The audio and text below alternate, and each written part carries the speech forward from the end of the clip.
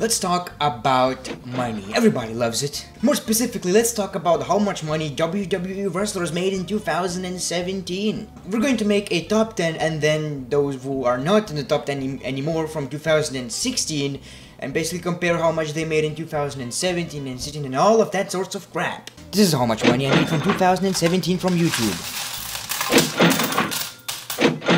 I mean, yeah, just stop.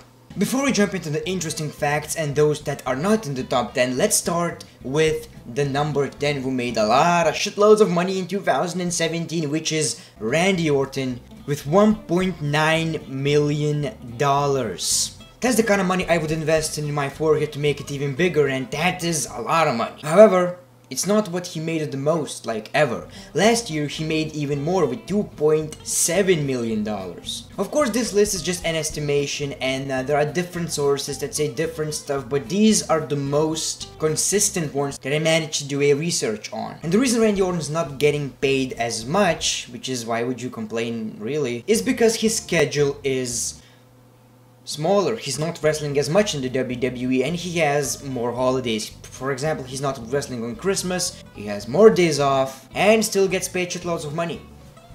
That's a dream. Number 9, Seth Rollins with $2 million. Seth Rollins is also one that had a little bit of a hit in 2007 because last year he made $2.4 million, which is, just an estimation. We don't know the real numbers. It's obviously shocking to see because, a couple of years ago, the Shield, the Seth Rollins, Dean Ambrose, and Roman Reigns were not even a big deal, but one half of the Shield members, the third of Shield members, is at number 9, which is Seth Rollins, and I do believe he should be a little bit higher when you will see number 1 and number 2, but yeah. Because it's interesting, he's on the cover of WWE 2K18 and I'm pretty sure in 2018 he's going to make like $3 million. That is my prediction. Coming from a rich guy. At number 8 comes The Undertaker with $2 million. This is really shocking because even though The Undertaker, is The Undertaker, the dead man, one of the biggest superstars in the WWE, this year he only wrestled like once or twice. At Royal Rumble and WrestleMania. So it's kinda shocking.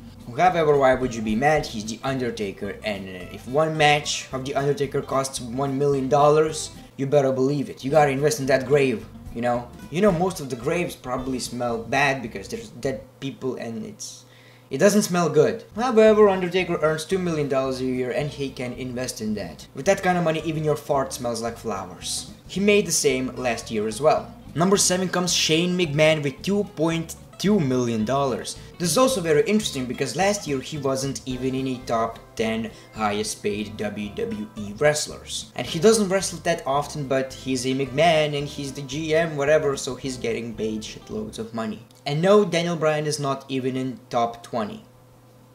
Don't even think about it. So is it unfair that Shane McMahon is getting paid more than wrestlers like The Miz, Dolph Ziggler, every tag team, like every high-level performer in the WWE? Yes, it's kinda unfair, but you're the son of Vince McMahon and you're rich automatically. Number 6 comes AJ Styles with $2.4 million. This is very good news. I was actually surprised that he is in number 6 because he's AJ Styles. He's the new guy in the WWE. However, he's one of the most high-paid WWE superstars of 2017 and deservedly so. Also in 2016, he was not in the top 10, so I guess he's making a great living and he's going to be in the WWE for 3 or 4 years. So when he retires from pro wrestling, from WWE, he's just going to enjoy his life. Fishing with his sons and wife.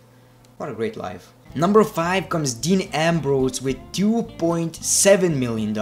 This one is really shocking because he got more than The Undertaker and Seth Rollins, which in my opinion, Seth Rollins is a much bigger name than Dean Ambrose. Like really, think about it. And last year he made $1.1 million, so that jump was really high. Ambrose earning more than AJ Styles is just something that I can't understand. However, Dean Ambrose has been in WWE for a much longer time. I believe AJ Styles next year is going to make 3 or more million, 3.5 or something.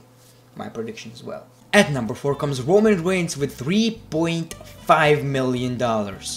Also a very big jump from $2.1 million in 2016. Of course, he's the face of the company right now, so he's one of the most paid WWE superstars. And the other ones that I'm going to mention are like, you know, superstars, like huge superstars outside of the WWE. So I guess Roman Reigns can be said the biggest, highest paid WWE superstar active in-ring competitor, like active in the ring. YouTube revenue.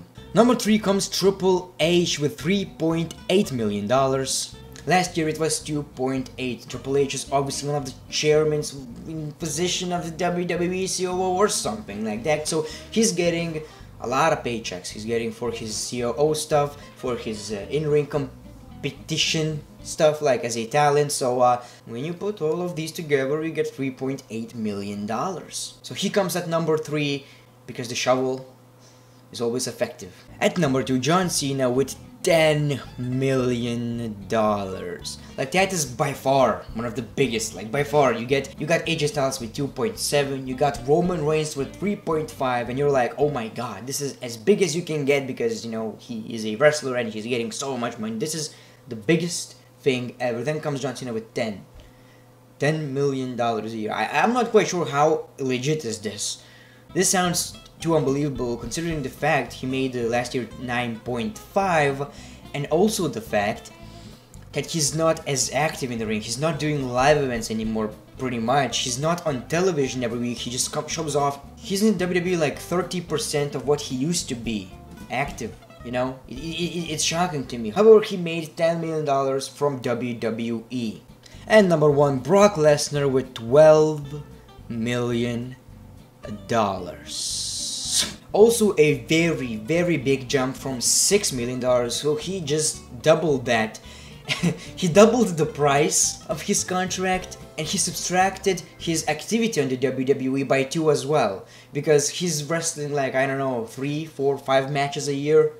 Like, this is unbelievable. This guy is a megastar. This guy is just drowning in money for doing not that much.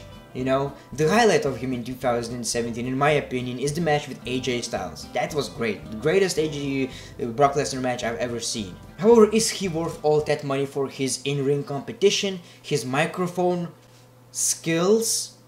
No, he's worth the price because of his superstar level or some shit. He's popular. A lot of people know Brock Lesnar.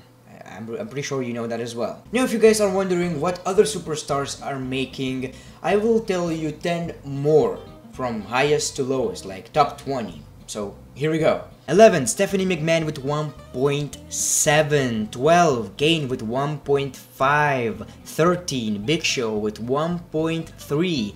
14, The Miz with 1.2, 15, Sheamus with 1.1, 16, Chris Jericho with 965,000, 17, Kevin Owens with 950,000, 18, Ziggler with 900,000, 19, Mark Henry with 877,000, and 20, Goldust with $550,000. So most of these are pretty much cut in half from superstars that are making the most in WWE. For example, one of the most interesting facts that Brock Lesnar makes $12 million a year, if that's true. For example, for someone like The Miz, it would take 11 years to make that kind of money, which is unbelievably shocking. But you know, life is not fair, and one of the superstars, Ryback, left the WWE because he felt he needed to be paid more, and he said that every WWE superstar should be paid the same. Even though I agree with the fact that they put the same work, most of them, it's not how it is, you know. If you tell someone that Brock Lesnar is going to wrestle, and you tell someone that Titus O'Neil is going to wrestle, which event do you go to? That's your answer. Answer that and you will understand why these superstars are getting paid so much. Of course it's Titus O'Neil. Titus brand. Hola, hola, hola.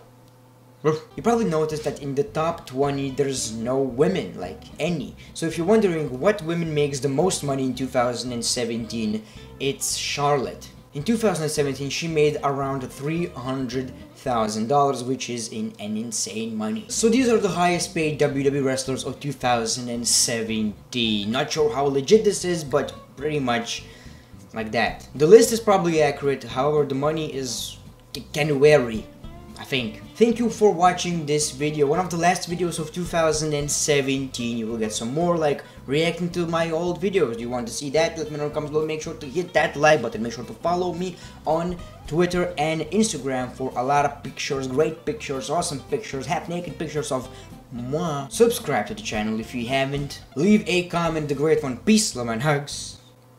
It's been a pleasure.